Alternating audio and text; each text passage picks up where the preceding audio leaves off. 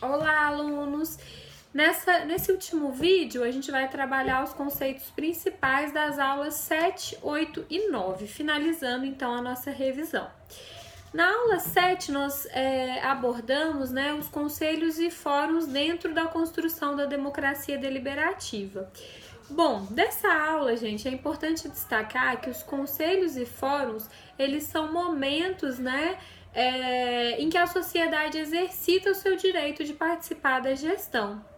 Os fóruns, eles são bastante antigos, eles são provenientes das décadas de 70 e 80, nós chegamos a trabalhar com o material na plataforma, como material complementar dos fóruns regionais de Minas, que foram fóruns que foram implantados no ano de 2015 para que a população pudesse participar. Então, o estado de Minas Gerais ele foi dividido em sub-regiões e aí dentro dessas sub-regiões ocorrem as reuniões, onde a população pode participar juntamente com governantes e ali são levantadas demandas, são discutidas possibilidades de atuação. Então é um modelo bem interessante, Nós temos nos materiais complementares maiores informações aí desses fóruns regionais, inclusive a atividade avaliativa, presencial, ela diz respeito ao levantamento de demanda. Vocês vão utilizar um formulário que é disponibilizado no site dos fóruns regionais,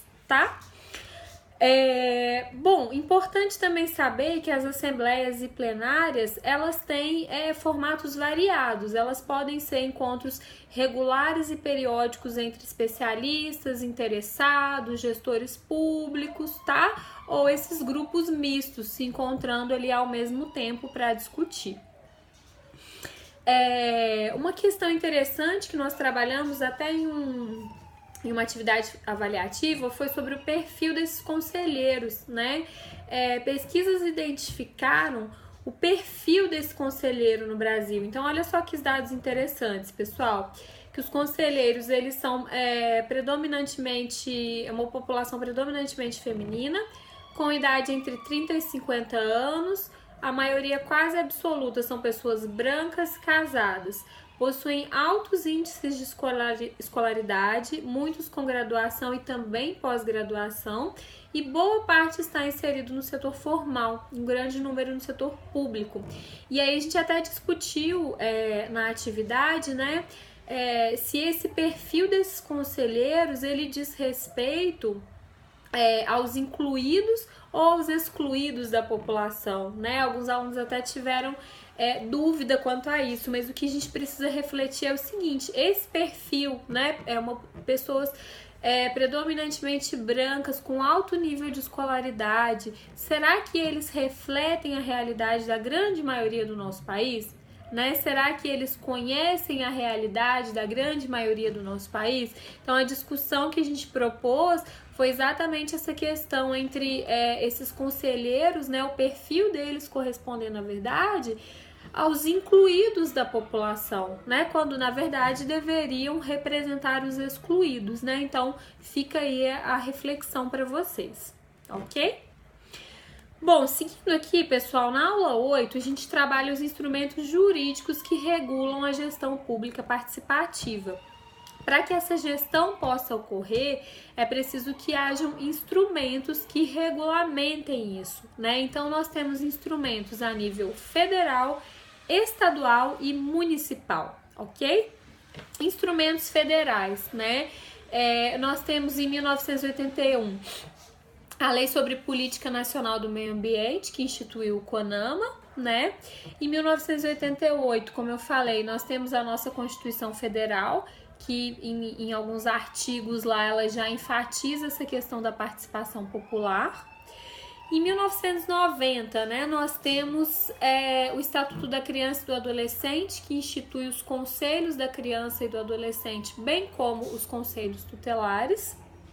Temos nesse mesmo ano a Lei Orgânica do Sistema Único de Saúde, que institui a participação da comunidade no Sistema Único de Saúde através dos conselhos nacionais, estaduais e municipais de saúde. Temos em 1993 a Lei de Assistência Social, que institui o sistema descentralizado e participativo da assistência social através dos conselhos estaduais e municipais de assistência social. E temos em 2001, o Estatuto da Cidade, que vai dispor sobre as diretrizes e instrumentos de gestão democrática da cidade, ok? Bom, como instrumentos federais, temos a iniciativa popular, né, que dá direito à iniciativa popular para apresentar um projeto de lei ou uma proposta de emenda à lei orgânica, desde que haja uma participação mínima de 5% da população, e também permite a participação popular na discussão de propostas que estão tramitando na Câmara. Temos também como instrumento estadual as conferências de saúde, que vão assegurar a participação da comunidade na gestão do Sistema Único de Saúde. Temos também plebiscitos e referendos, né, que são utilizados para criação, incorporação, fusão ou desmembramento de municípios. Então, a Constituição estadual ela prevê que se realize um plebiscito para que se tenha essa autorização, para que se tenha essa participação popular. E também temos como instrumento estadual os conselhos gestores, né? E aí nós temos vários conselhos: da Justiça Militar, né? Estadual de Defesa dos Direitos da Pessoa Humana, de Educação, de Cultura, Meio Ambiente, Ciência e Tecnologia, Conselho de Defesa do Consumidor, entre outros. Então, esses são os instrumentos estaduais. E fechando, gente, nós temos os instrumentos municipais. Os municípios, né, eles têm como principal instrumento legal que define os mecanismos de participação popular a lei orgânica do município. Então, cabe a essa lei orgânica dispor, né, sobre o sistema de gestão e deve atender aos pressupostos de descentralização e gestão popular, ou seja, a lei orgânica do município ela deve tratar, né, da organização política e administrativa desse município, permitindo que haja a participação popular, permitindo que haja essa descentralização da tomada de decisão. Bom, e aí finalizando a nossa aula 9, a gente fala sobre a participação na verificação da prestação de contas. Essa aula 9, gente, ela é muito interessante, principalmente pelo momento extremamente conturbado que a gente vive no nosso país, né, que se discute essas questões morais, éticas, essa questão da transparência, da falta de transparência, né, no nosso país. Então, essa aula 9, ela vai nos mostrar o seguinte, que os recursos que são administrados pelos setores públicos, eles são provenientes dos cidadãos na forma de contribuintes, não é isso? Todos nós contribuímos, então esses recursos que são administrados pelos setores públicos, eles são nossos, eles são provenientes das contribuições que nós fazemos, né? Então a sociedade cada vez mais ela está exigindo dos governantes respostas mais efetivas aos seus anseios e às suas necessidades, né? Ela quer ver os resultados, né, desse investimento que ela fez, aonde estão, né, os resultados de todos esses tributos que a gente paga. Então, a população ela tem se tornado mais consciente nesse sentido, né? E muito disso também em virtude desses escândalos, né, de todos esses problemas que temos vivenciado na atualidade. Quando a gente fala de transparência na gestão pública, gente, nós estamos falando de promover uma gestão fiscal e orçamentária responsável, o que já é pregado pela própria Lei de Responsabilidade Fiscal, né? Ela já traz essa questão, né? A importância de se ter uma gestão responsável e transparente, né? Bom, e aí quando a gente fala de controle social e participação na verificação da prestação de contas, o que significa isso? Primeira coisa, controle social significa a participação contínua do cidadão na gestão pública. Isso é controle social.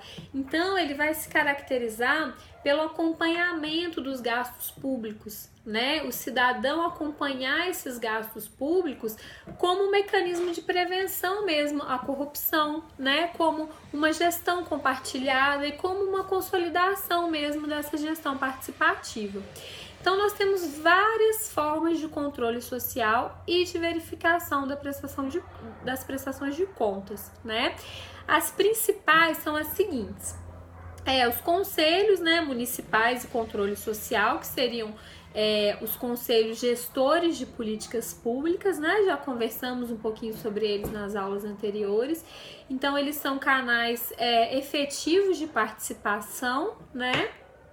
Temos também o controle social nas prefeituras. As prefeituras, elas têm o dever de informar a população com clareza como que é gasto esse dinheiro, então ela deve publicar, né, de uma forma simples essas contas em local visível, de fácil acesso, para que o cidadão possa ter essas informações, para que ele possa ter esse acompanhamento, tá?